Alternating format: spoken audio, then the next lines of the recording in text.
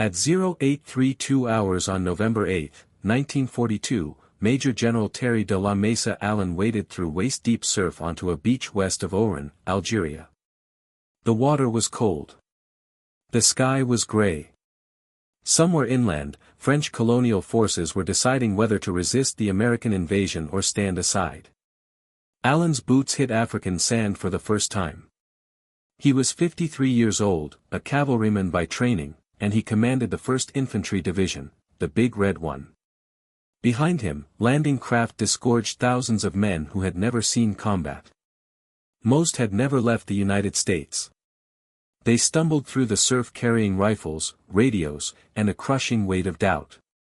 Were they ready? Would they break? Allen didn't know. Nobody knew. 3 months later, those same men would be routed in the worst American defeat of World War II. And then, impossibly, in just 27 days, they would transform into the force that stopped Germany's best armored division cold. This is the story of that transformation, and why the American military learned faster than any army in the world. To understand El Getter, you have to understand Kasserine. On February 19, 1943, Field Marshal Erwin Rommel launched an offensive against American positions at Kasserine Pass, a narrow 2-mile gap slicing through the Atlas Mountains in central Tunisia. The pass was a natural choke point. Whoever controlled it controlled the routes west. The Americans holding it were green. Painfully green. Many had landed in North Africa just weeks earlier. They had trained in Louisiana and the Mojave Desert, not against battle-hardened panzer grenadiers who had fought across Poland, France, and Russia. Their commander, Major General Lloyd Fredendall, had made nearly every mistake possible. He scattered his units across miles of desert in isolated pockets, what the British called penny packets, with little mutual support. His headquarters sat 70 miles behind the front, blasted into a rocky canyon like a private fortress. He barely knew the terrain. He never walked the ground. When Rommel attacked, American positions disintegrated. German panzers smashed through the pass. Italian units swarmed artillery positions. American tanks, awkward M3 Lees with guns mounted inside sponsons, tried to fight German veterans who had already destroyed better tanks in Russia. The results were predictable. Within hours, American lines buckled. Within a day, they shattered. For 5 days, American and British units fell back in chaos. Tanks were abandoned in ditches. Guns were left in place.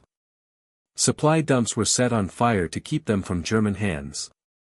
By February 22, the disaster was total. 6,500 American casualties. Around 300 killed. 3,000 wounded. 3,000 missing, a haunting category that included men captured, men buried under rubble, men who simply vanished. The Americans lost 183 tanks, hundreds of trucks and half-tracks, and over 200 artillery pieces. German losses, 989 casualties and 34 tanks. Kasserine Pass was the worst defeat the United States Army had suffered since the Civil War. In London, doubts hardened into contempt. Winston Churchill had already worried that Americans were amateurs playing at war. Now senior British officers, Montgomery, Alexander, quietly argued that U.S. forces should be relegated to logistics and garrison duty while real soldiers did the fighting. In Berlin, Field Marshal Albert Kesselring assured Adolf Hitler that American troops were badly led, badly trained, and fundamentally second-rate. Even American newspapers printed headlines that bordered on defeatism. The credibility of the entire American war effort was suddenly in doubt. Dwight D. Eisenhower, Supreme Allied Commander in the Mediterranean, read the after-action reports in his headquarters in Algiers. The details were brutal. Units had broken under pressure. Officers had lost control. Communications had collapsed. But Eisenhower saw something others missed. Some American batteries had clung to their positions and fired until they were physically overrun. When artillery was properly coordinated, it had stopped German attacks cold. Individual acts of courage were everywhere in the reports. The raw material for a great army was there. The failure, Eisenhower concluded, was not courage. It was leadership, doctrine, and coordination. Those could be fixed. On February 26, just 2 days after Rommel broke off his attack, Eisenhower began what would become the fastest large-scale transformation of a modern army in history. His first move was ruthless. Lloyd Fredendall was relieved of command. Eisenhower had visited Fredendall's bunker complex and seen a headquarters more concerned with its own safety than the battle. Omar Bradley later called it an embarrassment to every American soldier. Fredendall was replaced immediately. The man Eisenhower chose was George S. Patton. Patton was 57 years old, a lifelong cavalryman who believed in shock, speed, and discipline. He took command of 2nd Corps at 1,000 hours on March 6, 1943. He had 17 days to turn a shaken, scattered corps into a force capable of meeting the Germans again. 17 days. Most armies would need months. Patton had 2 weeks. He started with the smallest things that were actually the most important. Every soldier in 2nd Corps would wear a proper uniform. Full uniform. Leggings, helmet, insignia, necktie. No exceptions. Soldiers who ignored the regulation would face court-martial. Officers who failed to enforce it would be relieved. Patton drove the roads in his jeep, stopping vehicles, inspecting uniforms, questioning men about their weapons. He personally ordered shallow foxholes dug deeper. He fined officers $25 for not wearing leggings. He fined them $50 for improper salutes. The troops hated him. They said he cared more about appearances than survival. They were wrong. Patton understood something most of them didn't. An army that looked careless would fight careless. If a man couldn't be trusted to button his jacket and wear his helmet, how could he be trusted to maintain his rifle or hold his position when shells started falling? Culture starts with what you can see. Discipline starts with standards. While Patton hammered discipline into the Corps, Eisenhower's staff went to work on doctrine. The problem wasn't the guns. American artillery was excellent, good tubes, good ammunition, well-trained crews. The problem was coordination. Before Kasserine, each artillery battalion operated independently. A forward observer could only call fire from his own battalion, even if another battery had better range or a clearer angle. The Germans were different. A single German forward observer could summon devastating fire from every battery within range, massing dozens of guns on one critical target. Within a week of Kasserine, new procedures were being written. Artillery would be treated as a corps-level asset, not a battalion toy. Fire direction centers would coordinate across units. Frequencies would be standardized. Officers were retrained. Radios were retuned. By early March, the new system was being tested in exercises. By mid-March, it was ready for combat. Tank doctrine changed, too. Before Kasserine, American tanks had been used like cavalry, charging forward to duel enemy tanks in open ground. That might have sounded heroic, but against veteran German panzer commanders, it was suicide. The new doctrine was different. Tanks would support infantry, moving with them, using cover, helping to crack defensive positions. Dedicated tank destroyer battalions, faster vehicles with high-velocity guns, would hunt German tanks. At Kasserine, these tank destroyers had been scattered in small groups and overwhelmed. Now they would fight as unified battalions, concentrating firepower at decisive moments. Air-ground coordination began to improve. Air liaison officers were attached directly to ground units. New procedures for calling in strikes were drafted. A doctrinal shift was codified: major ground operations would not begin without air superiority. The system was still rough in March 1943, it would only reach full maturity by Normandy in 1944, but the foundations were being laid. Command structure was overhauled. No more penny packets. No more isolated outposts waiting to be crushed one at a time. Divisions would stay together. Units would be positioned where they could support each other. Nobody would be deployed where they couldn't be reinforced. All of this, the discipline, the doctrine, the radios, the training, happened simultaneously. While Patton inspected uniforms and deepened foxholes, artillery officers drilled new fire missions.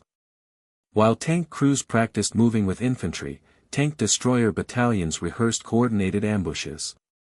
While air liaison officers memorized call signs, staff officers redrew defensive plans and rewrote field orders. 17 days. On March 17, the 1st Infantry Division and 1st Armored Division moved east toward Gafsa, an oasis town in central Tunisia. Intelligence reports suggested light resistance. The reports were accurate. American forces took Gafsa with minimal fighting. The next day, Colonel William Darby's elite Ranger Battalion pushed farther east and occupied the small oasis of El Getter. Italian forces withdrew into the surrounding hills, blocking the mountain passes that led to the coast. If the Americans could force those passes, they could cut German supply lines and trap Axis forces in southern Tunisia between U.S. units advancing from the west and British forces pushing from the east. It was a strategic dagger aimed at the heart of the German position. General Hans-Jürgen von Arnim, who had replaced Rommel as commander of Axis forces in Tunisia, saw the danger immediately. He ordered the 10th Panzer Division to counterattack. The 10th Panzer was one of Germany's best. Its crews were veterans. Its equipment was first-rate. Its commanders had fought across 3 continents. Von Arnim expected a quick, brutal spoiling attack. His panzers would smash the Americans, scatter them, and restore the status quo. After all, they had done exactly that at Kasserine just 4 weeks earlier. They were about to discover that the American army at El Getter was not the same army they had beaten at Kasserine Pass. At 0600 hours on March 23, 50 German tanks rolled out of the mountain pass east of El Getter and fanned into the valley. The sun rose behind the American lines, silhouetting the German column in perfect clarity. Panzer IVs led the formation, their long-barreled 75mm guns traversing slowly. Behind them came Marder tank destroyers, open-topped machines mounting captured Soviet guns, and armored half-tracks packed with panzer grenadiers. Motorcycle scouts raced ahead, probing for weak points. From the German perspective, it must have looked perfect. A wide, flat valley about 2 miles across. An enemy they expected to break at the first serious blow. What could go wrong? Everything. The Americans were not deployed the way they had been at Kasserine. Allen had placed his division in depth across the valley, not in a single thin line, but in multiple defensive belts. Forward positions held the ridges and high ground, with clear fields of fire.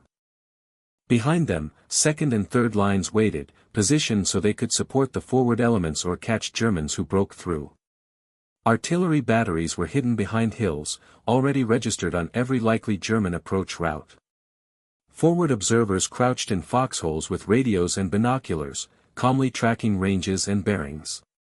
Tank destroyer battalions had dug in at carefully chosen points where they could engage German armor from cover. Their vehicles were so well camouflaged they vanished beyond 100 yards. Infantry sat in proper foxholes, deep, well-built positions that could survive being overrun by tanks. Radios across the division were tuned to coordinated frequencies. Fire direction centers had direct lines to every artillery battery within range. Ammunition was stacked and ready. Medical stations were prepared. Supply routes were secured. This was no longer the sloppy, improvised defense of Kasserine Pass. This was a prepared killing ground, designed by men who had studied their own defeat and vowed never to repeat it. The German tanks rumbled forward. At about 400 yards from the American front line, the lead panzers hit mines. Explosions cracked through the morning air. Tanks lurched sideways, tracks blown off, hulls jolted to a stop. Some tried to maneuver around the wrecks and triggered more mines. The column bunched up, vehicles crowding together as commanders tried to find clear routes through the minefield. American forward observers barely needed to adjust their sights. The order went out over the radio net, fire for effect. Not from one battalion. From every American battery that could reach the valley. For 12 straight minutes, American artillery turned the El Getter Valley into hell. 105 mm and 155 mm howitzers hurled shells into the stalled German column. High-explosive rounds slammed into tank hulls, ripped open half-tracks, shredded infantry caught in the open. White phosphorus rounds burst overhead, raining burning fragments that clung to metal and flesh. Smoke boiled up in towering black columns. Vehicles in the rear tried to reverse, only to collide with wrecks or stray into fresh bursts of fire. In that moment, American artillery was doing exactly what it had failed to do at Kasserine Pass, massing coordinated, overwhelming fire on a single decisive target. When the barrage lifted, the valley floor was a tangle of smoking steel and craters. Then the tank destroyers opened fire. The 601st Tank Destroyer Battalion, equipped with M3 gun motor carriages, half-tracks mounting 75 mm guns, engaged from concealed positions. They had trained for exactly this, stunned, disorganized targets exposed in open ground. Crews picked their shots carefully, aiming for turret rings and thin side armor. The 899th Tank Destroyer Battalion, armed with heavier M10 tank destroyers mounting 3-inch guns, added crushing fire from supporting positions. Shells punched through German armor. Turrets were blown off. Ammunition cooked off inside burning hulls. Any attempt to reorganize was met with precise, murderous fire. By 0900 hours, roughly 30 German tanks were destroyed or disabled. The 10th Panzer Division pulled back toward the mountain pass, leaving a graveyard of wrecked vehicles scattered across the valley floor. At one point during the battle, 2 German tanks broke through and raced directly toward Allen's forward command post. Staff officers urged him to withdraw. Allen refused. "I will like hell pull out," he said, "and I will shoot the first bastard who does." The 2 tanks were destroyed by American guns before they reached the command post. Allen stayed. The Americans had just won their first clear defensive victory against German armor. But the day wasn't over. Around 1645 hours, the 10th Panzer Division attacked again, this time trying to flank the American position from a different angle. Once again, they ran into prepared defenses. Once again, American artillery and tank destroyers tore into them. By nightfall, the Germans withdrew into the hills. The Battle of El Getter dragged on for nearly 2 more weeks. American forces fought to force the mountain passes and link up with British units advancing from the east. Italian troops on hills 369 and 772 resisted stubbornly. Progress was slow. Progress was costly. But the strategic momentum had shifted. On March 26, British forces launched a major offensive farther east, breaking through Axis defenses and forcing a general German withdrawal. By April 7, American units from El Getter linked up with the British 8th Army. Axis forces in southern Tunisia were trapped. The end of the North African campaign was now just a matter of time. On May 13, 1943, the last Axis forces in Tunisia surrendered. El Getter was more than a tactical victory. It was proof that the transformation Eisenhower and Patton had driven through in just 27 days actually worked. Artillery coordination, now standardized across units, could mass devastating fire. Tank destroyer battalions, kept intact instead of scattered, did exactly what they were designed to do. Combined arms coordination, infantry, tanks, artillery, air support, was far from perfect, but it was light years ahead of Kasserine. And something intangible had shifted. American soldiers now knew they could stand against veteran German troops and win. The Germans knew it, too. After El Getter, German intelligence reports stopped describing Americans as cowards. Rommel himself later wrote that the Americans had recovered very quickly and soon succeeded in stopping German advances. The respect was grudging, but it was real.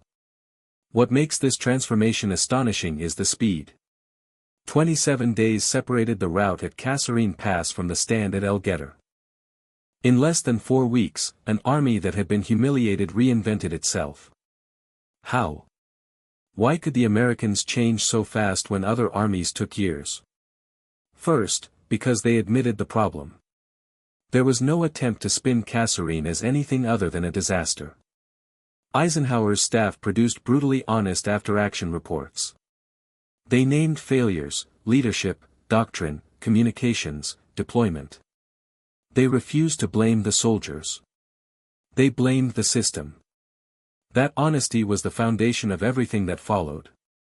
Second, because Eisenhower had the authority to act. He didn't need to cable Washington for approval to relieve a general or rewrite artillery doctrine. He had theater-level command authority, and he used it. That kind of freedom was rare in World War II, where many commanders answered to distant bureaucrats who treated doctrine like holy writ. Third, because the United States had the industrial power to turn ideas into reality almost instantly. New radios, new tank destroyers, extra artillery ammunition, these weren't theoretical. They were loaded onto ships, crossed the Atlantic in convoy, and arrived in North Africa within weeks. American factories in 1943 produced war material at a rate no other nation could match. That abundance meant units could experiment.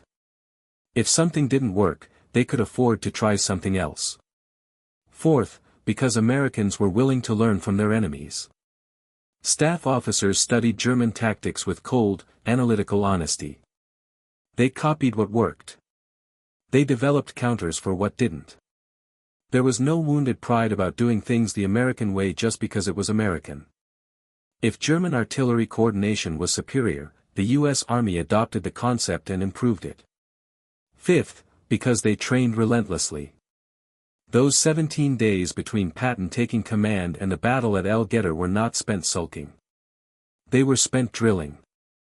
Soldiers dug foxholes, filled them in, and dug them again until it became instinct. Radio operators rehearsed call signs and fire missions until they could execute them half asleep. Tank crews practiced moving with infantry. Tank destroyer battalions rehearsed coordinated ambushes. By the time Second Corps went back into battle, the new methods weren't theories. They were habits. Inexperienced armies are often dismissed as liabilities. But in one crucial way, inexperience was an American advantage. There were fewer sacred traditions to defend. The U.S. Army in 1943 didn't have centuries of institutional pride tied to outdated tactics. It could say, "This isn't working," and change course without shattering its identity. Adaptation became a core institutional value, not a betrayal of heritage, but proof of competence. The lessons of El Getter didn't stay in Tunisia. They spread. Artillery coordination procedures were adopted across all American forces in Europe and the Pacific. Combined arms doctrine was refined and codified. Tank destroyer tactics were revised based on combat experience. Air-ground coordination improved with every operation.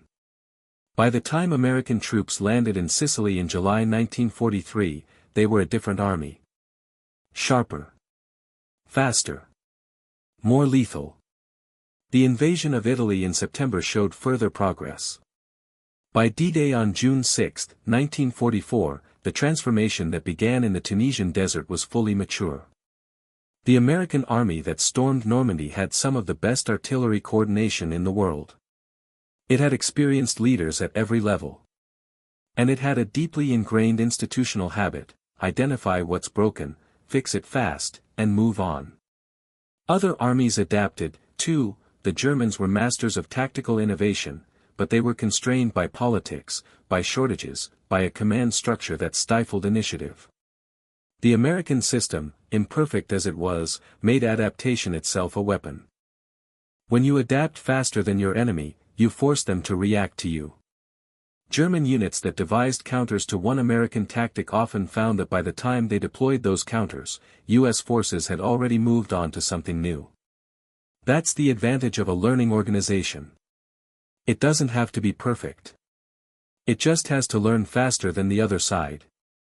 All of that, the industrial power, the doctrinal flexibility, the willingness to learn, the relentless training, sounds abstract. But on the evening of March 23, 1943, inside a forward command post near El Getter, it was not abstract. It was the difference between victory and annihilation. As the sun set over the valley, Major General Terry Allen watched the last German tanks withdraw through the mountain pass. The air smelled of cordite, oil smoke, and burned paint. Wrecked panzers dotted the valley like broken monuments. American soldiers, exhausted and filthy, sat cleaning rifles, bandaging wounds, checking ammunition. They had been called cowards 4 weeks earlier. Now they had stopped one of Germany's elite armored divisions cold. Allen didn't celebrate. There were still hills to take. Still men to bury. Still orders to write. But he knew, just as Eisenhower knew, just as the Germans were beginning to suspect, that something fundamental had changed. In 27 days, an inexperienced army had turned its worst defeat into a blueprint for victory. That was the true triumph of El Getter. Not just the wrecked tanks in the valley, but the quiet, stubborn decision to face failure honestly and fix everything that needed fixing. An institutional victory over arrogance and denial. If this story moved you, if these lessons feel urgent and real, don't let them vanish. Share this video. Support this channel with a super chat or subscription. These stories matter. The men who fought at Kasserine and El Getter can't speak for themselves anymore. We speak for them. And as long as we keep telling their stories, they will never be forgotten.